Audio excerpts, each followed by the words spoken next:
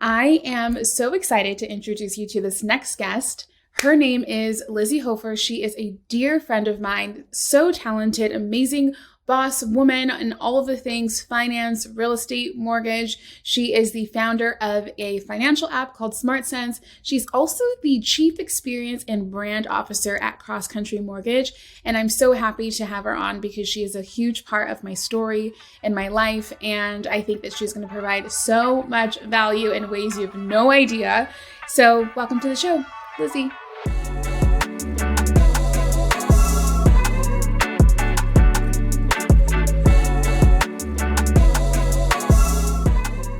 Lizy, I am so happy to have you on the podcast, especially as my first guest, which I think is very fitting for this episode, but very fitting for the podcast. You guys, Lizy and I have become like legitimate best friends, but in our first interaction together, it was a little bit rocky. For me. No, not for Lizy at all. It was love at first sight for me. I love it. So we were having a conversation and how I recall it, and I know that it'll probably be, you probably recall it a little bit differently. I don't even remember what we were talking about leading up into this conversation, but she just tells me, you're codependent. And at that time, I had no idea what that even was. Like, I thought it was like, don't leave me, like, let's hang out forever type of thing. And I'm like, cute that you think you know me. Like, how dare you? Right. So the funny thing about that is I remember that conversation, like you just really discussing your communication styles and how you were a super hard worker, but had a hard time communicating, but had a lot of pent-up resentment. Yeah. You know? And I had just been through a season where I had really been working out a lot of my codependent tendencies, or at least the first layer of my codependent tendencies. Yeah. I'm really good, doing some deep work on that now. But it was that I just was like, oh, girl, this is what you need to know. So that way you can start working on that too. And that's just kind of how I am. And it's, what's funny is like the way that you mentioned it is like, oh, that's not the way I remember it. But I'm like, I'm sure that's how it sounded. I had someone today tell me, well, you're kind of scary. Like, just a little bit. And like, you guys, just to like give you some context, like we were in a mastermind together. It was my first year in this specific mastermind. The mastermind itself is very expansive. Like everyone there is a super high achiever and makes a lot of money. And so I'm sitting next to this girl on a bus going to this excursion, and she's telling me about how I'm codependent. And I was just like, immediately, like, I don't even think I was in a space to be receptive towards anything, but like the words definitely sunk in. Like I couldn't unhear. I'm like, next day I'm like Googling codependency. Like, what is that? Right. And like trying to figure out what it is, which is why I wanted you on the podcast, because that conversation literally changed the trajectory of my life. Like, without a doubt, 100%. So, and I don't know if I've properly thanked you for that, but like literally, if it wasn't for that conversation, my world wouldn't have burned on fire, but I'm super grateful for it. Well, honestly, like, that's so funny that you're thanking me for it, because I just have so much gratitude for you, because you have literally seen my humbling season, Yeah. And honestly, honesty actually goes both ways. So in order to share honesty, you have to receive honesty, and you also have to be honest with yourself. And that is legitimately the season I've been living for the last year. Yeah. So tell me a little bit more about that. Knowing you, and just to paint a picture for the listeners, anytime I feel like I've seen you in conversation with people, if you feel something or pick up on something, typically in conversations, people just like don't say anything. Like I am definitely that person. I'll go home to my husband and be like, whoa, that was a really weird interaction. I think that this person might be like struggling with X, Y, and Z, and never say anything to the person in the moment in the conversation. But you, in a loving way, you say something in the conversation to the person. And why? As simple as that is.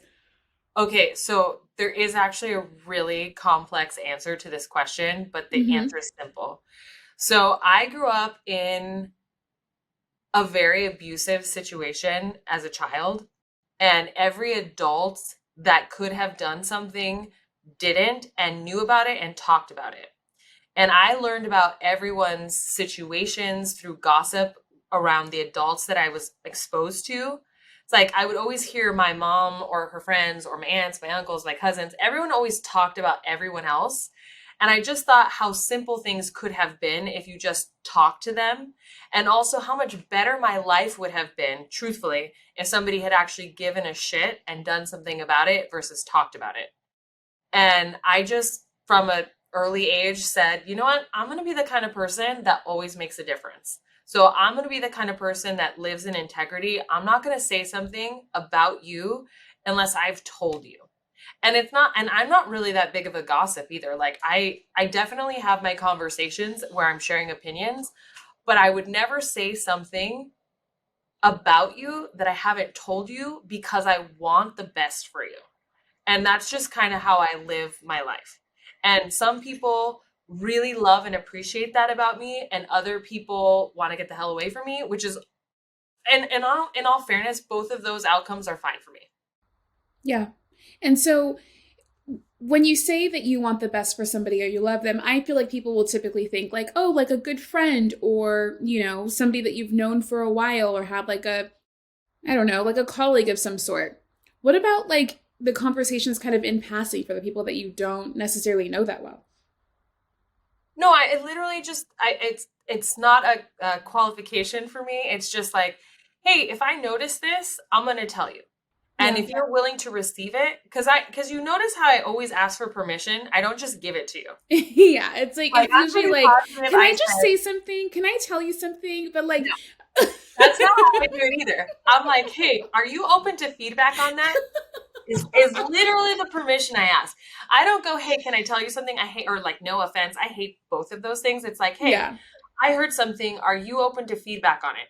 I've had people be like, no. And I'm like, cool, I will not give it to you.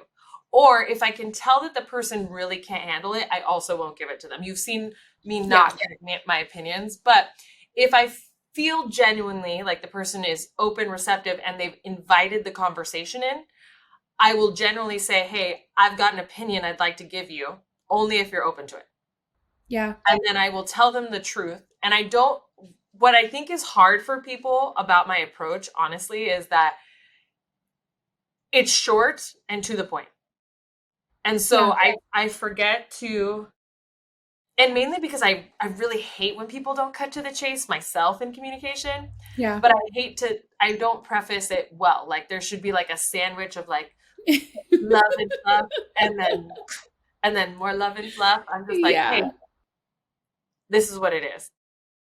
I mean, in my core values, like even with my team, my number one core value is client first, but my number two core value is honesty is said in one sentence or less.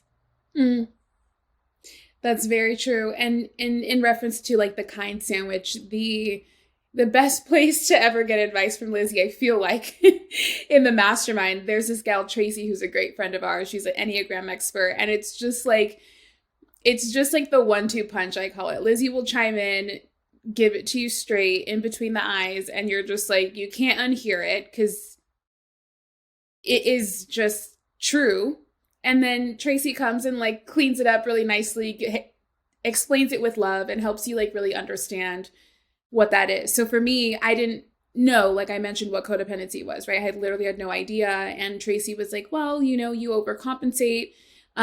You might even hijack situations, like everyone in school projects, like the person that hijacks the entire project. And then at the end is like, you guys didn't do anything. But like, well, ma'am, you hijacked it from all of us. Like I am a recovering hijacker. And so I wouldn't have had that context if it wasn't for obviously being in that group of people with two women that loved me and like helped really drive home what codependency was and what it actually looked like in my life. And one thing I want to add to that, because I think that in order to understand why this conversation is so important, is codependence makes you miserable. It's like the literal lifestyle of a martyr. It's 1,000 different deaths, never feeling appreciated, doing things that people never asked you to do, and then being pissed at them for not appreciating them, to the level of sacrifice that you felt you gave. And it's just Mm-hmm. over and over and over and over again. And I would never want a person to live their life that way, because it is truly miserable. And honestly, you're the real asshole there without realizing. Like, Yeah. and that's why I say things. It's like, hey, I want you to live the happiest, best life. Or if you're going to talk to me about business, I want it to be the best business project. If you're going to ask me anything, I'm going to give you my very best advice, because I legitimately want whatever you're doing to be the best. Yeah. And so why do you think people don't tell the truth? I feel like it's not like anyone's intentionally lying, but you can be in conversation with somebody and pick up on something and you're like, I feel like I probably know where that's coming from, where you're going with that, but maybe that's not even like the topic of conversation. I feel like in those instances, you might speak up or ask for permission for feedback, but why do you think people don't?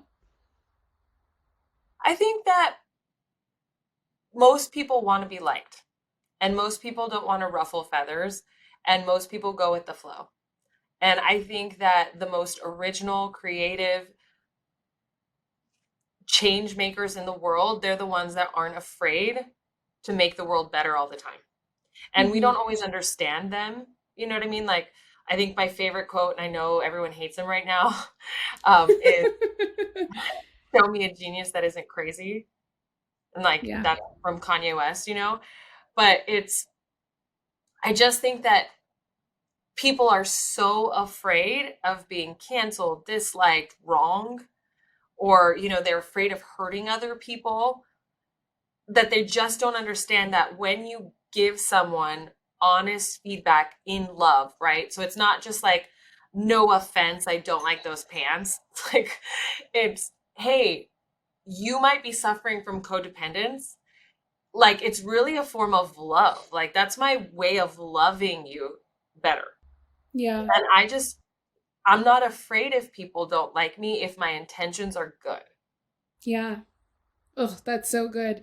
My next question, honestly, because I feel like I'm asking for people listening, but also for myself, is how do you even begin to initiate something like that? Like, and I know you said your way of doing it, which is, are you open to feedback on this? But I mean, maybe the question is, how do you get around your feelings of wanting to be liked and not ruffle feathers? Um, this is like so deep. Like, are we getting We can on go this there. We can podcast? go there. Yeah. Um, you know, I have two different personalities, and now they're one person. Now, I've never been able to reconcile them until this like whole breakdown of my life.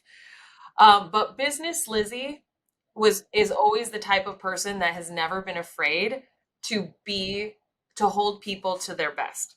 Like, I hold myself to the best standards, and I business Lizzie is fierce, honest, dependable, consistent, and like brings out the best in you. And in order to bring out the best in you, I also have to be the best and hold that integrity super high. And so, because I'm so aware of that persona, because I embody that persona so much when I'm in a business setting, it's easy for me to show up as her and know that this is what I do. This is who I am. And people, like, honestly, when you are that confident about what you provide, who you are, the value you bring, it's magnetic. Like, Yeah. even though it sounds so intense, I can't tell you how many people it actually attracts, Yeah. because people crave the authenticity. They want to know how they can get ahead. They want to know what's holding them back. And most of the time, I'm not telling anyone anything that they don't already know themselves. They're just too afraid to find out if people know. Mm. Now, conversely, in my personal life, I have not been so secure. Truthfully, my personal regular Lizzie, when I put away business Lizzie, because I like to pretend I wear her, I'm actually really shy. Uh, I am very introverted, and I have had the lowest self-esteem of anyone I think I know. And it's like crazy, because when I'm business Lizzie, that couldn't be further from the truth. But when I am regular Lizzie, I've had to figure out who the fuck she is, and she cannot deliver good advice. Yeah. Like I couldn't, like I cared a lot what people think, and that personal Lizy was insanely codependent. So is business Lizy. But I've been able to understand that creating an identity the same way that I created business Lizy, creating that identity for myself, embodying that person, loving that person, it gives me permission to be that person regardless of other people's opinions. So I can love myself if somebody else doesn't like me because I love myself, and that's Mm-hmm. enough. And it took me a really long time to get there personally. And even in business, a lot of my success is attributed to toxic, addictive, codependent behaviors based on doing things for people. Mm-hmm. But now that I've been able to reconcile both of those identities, who I show up as, who I am as a human and a businesswoman, it's very easy to be myself and not worry about the opinions of other people. Yeah. So, question for you. Do you feel like Business Lizzie was someone that you had to create to show up better? 100%. Like I had to create her so that I could be successful in my job. If you had met me a decade ago, I remember standing up at my first BNI meeting, shaking uncontrollably, drinking hot water to chill the F out because I could barely do any public speaking. I mean, I couldn't think of selling in a room full of people doing classes. My first business partner did all of the speaking, all the marketing, all the entertaining, and I did all the behind the scenes stuff. And so when I decided to go out on my own, I had to go, okay, well, how does this person show up? And what really helped me is a lot of positive affirmations and visualizations of what Business Lizzy was. Like what? Like I would be like, business Lizy is confident, she's funny, she brings a ton of value. I used to say she's the prize, and the prize was at some points it was availability, then it was like loan knowledge, and then it was business skills, marketing skills, now it's economic skills. Like that's what the, like if you worked with me, this is what you were going to get because I'm the prize. And like Mm-hmm. I had to really embody that, visualize that, speak life into that for me because that's not who I was. Yeah. Yeah. You said an interesting comment about codependency within work, and a lot of what we're talking about is just telling people the truth, because you can recognize it, right? So, what does that look like? What did it look like for you? What does that look like for most people if you can answer it? But codependency within work.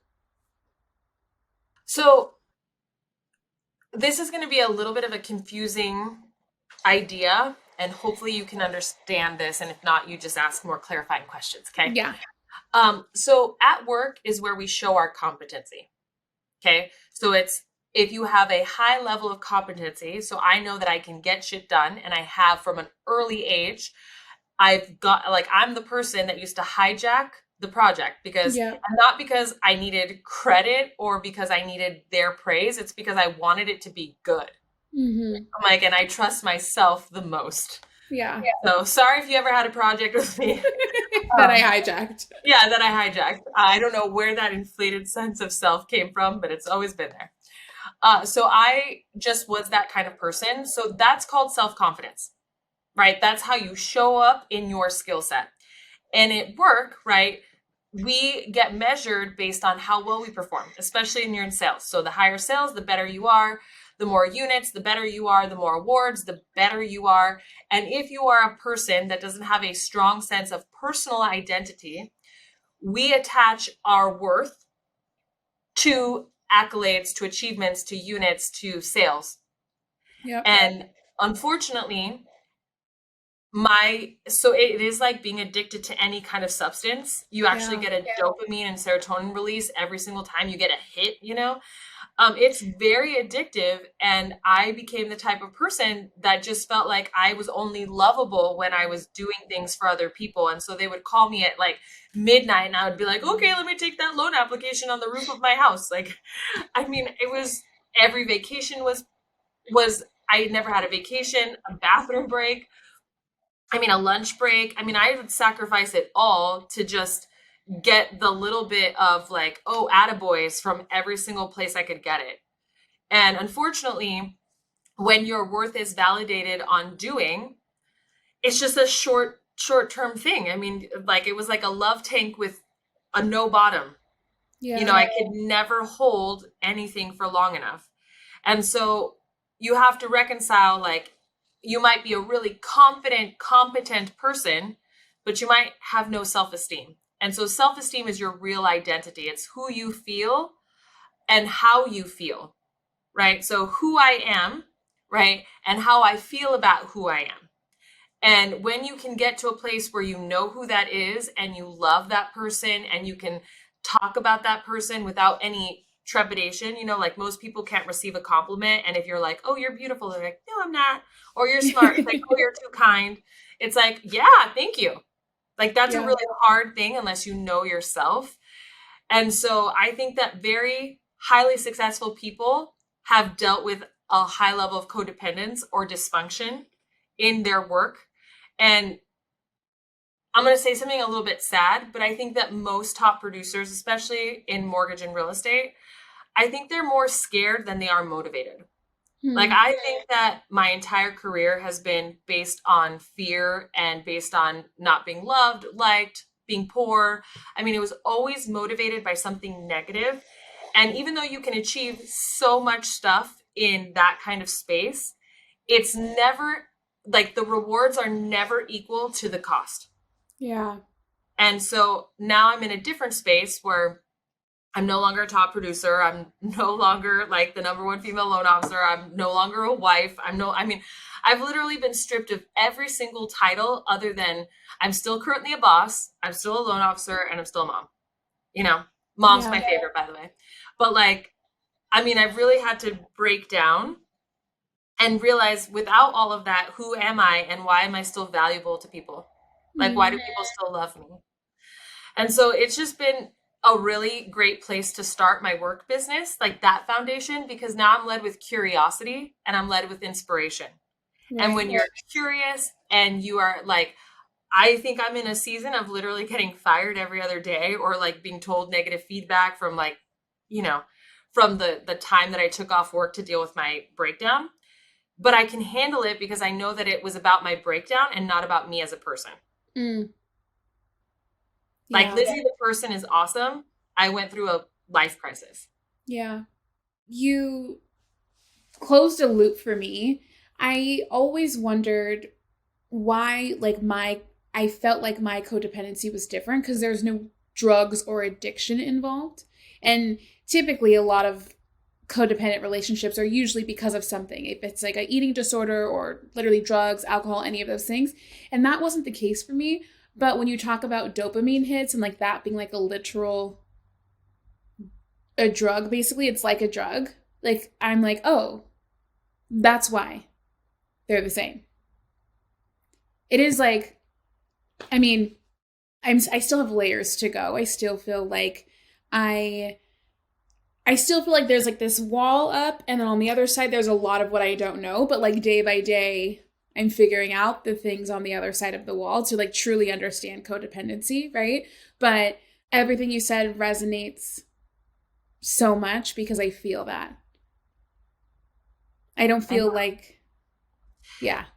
the beautiful part about being honest with yourself is that you can change, Yeah. right? And you don't have to understand all of it today, but you can say, you know what, that doesn't feel good.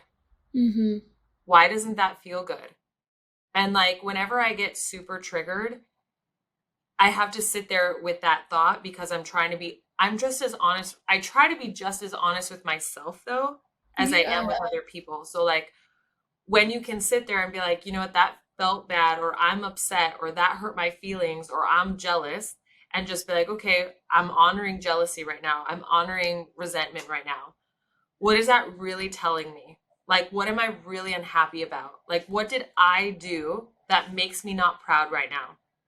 And once you can own whatever that is, you can change it. And that's a beautiful place to be. Yeah, I definitely think it is a beautiful place to be, especially with hindsight eyes, right? Like having gone through it. What would you say to somebody who's scared of change? Like we know like the comfortable, uncomfortable, like you would rather this uncomfortable situation than the unknown of what it could be. So you just stay here because it's a comfortable that you know versus one that you don't. That is such a crazy question because I'm not sure I know how to answer it. Part of this breakdown that I had in the last 8 months, I had a really good friend ask me, "Hey, you're willing to put up with all of this craziness, this severe unhappiness because of this fear of the unknown. But what if life was so amazing? What if, all of these things? What if you met, the love of your life? Like, what does that look like? And couldn't that be more exciting than this? You're like describing a situation where it sounds like you're serving time, not living your life." Mm-hmm. And that wasn't enough, guys. That was like not enough to motivate me. I was like, no, no, no. This is a situation I'm committing to. And what really changed everything for me, everything was deciding who I wanted to be and what would make me proud. And then asking myself every single day when I had any hesitation on something, is this what I deserve? Like, is this what Lizy deserves? And I will tell you that doing that more consistently has made me so excited about what my life could be. But it Yeah. wasn't like I had this big vision and was willing to roll the dice. It was like, I got to figure out what I need first. Yeah. Like, the unknown wasn't like enough. Like, I wasn't excited about the unknown. It was like, okay, I know what this is like. And I'm obviously scared that my needs are not met, so I don't want it to go worse, but I need to figure out what I effing need right now today. Yeah. So I don't know if that helps.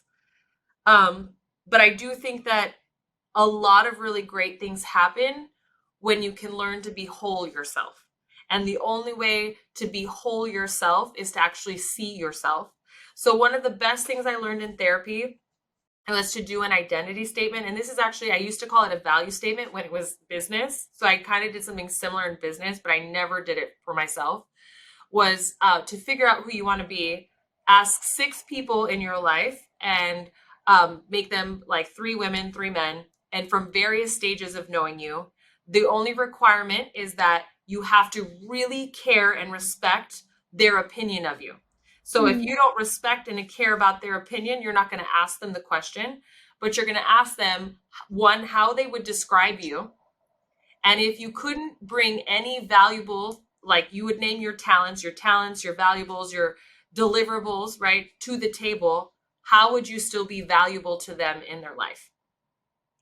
And that exercise, Meaning, like, if you would remove your skill set in knowledge about finance, knowledge about being a loan officer, you none of that matters. so I couldn't teach business, marketing, do your home loan, answer the phone at night, like anything that had to do with work or talents that I thought I had, teach you money, nothing. Mm-hmm. How would I still bring value to you? Mm.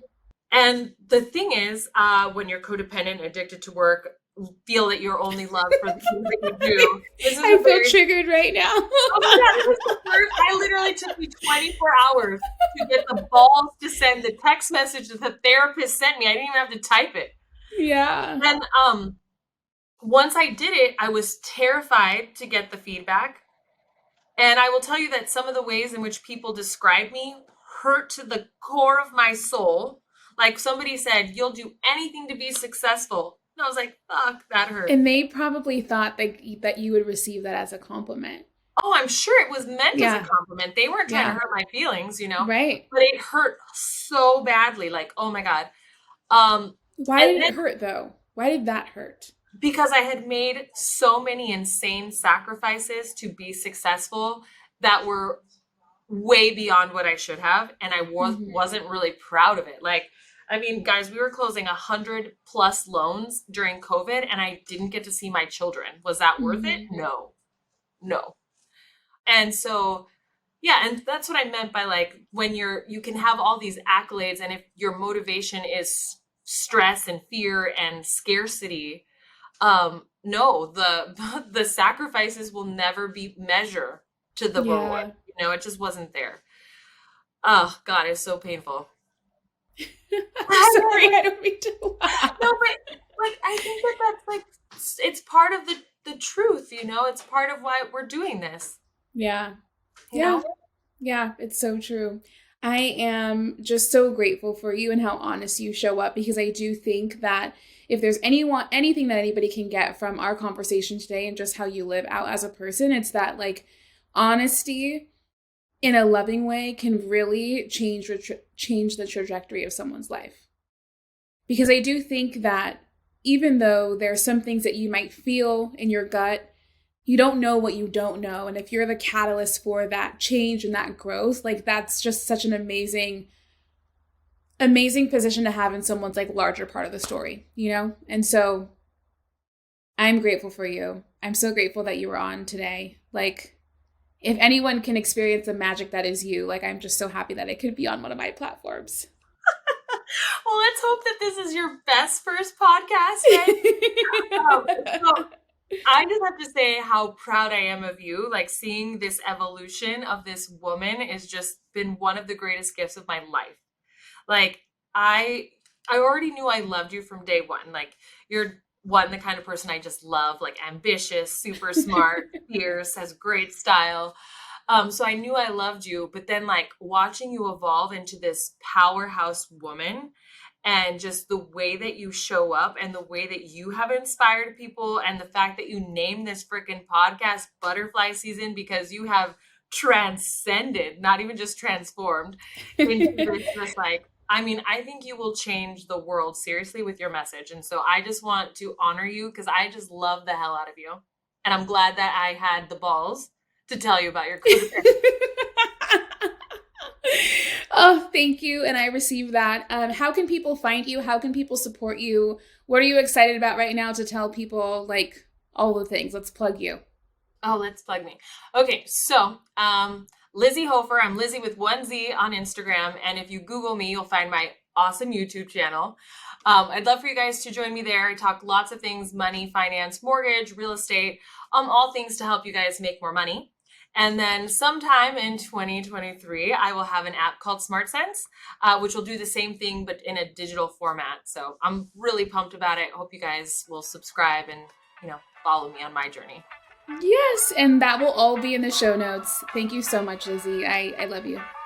Love you too, babes.